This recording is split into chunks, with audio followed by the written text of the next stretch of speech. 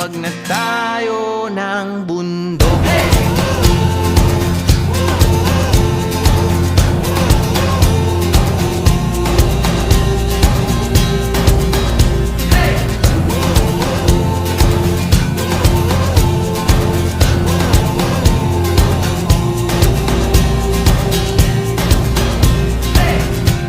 Tumakas na tayo palayo sa maraming tao,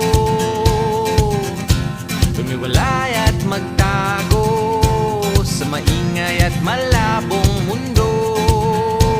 Bumubulong ang hanging habagat at hampas ng alon, dumudulog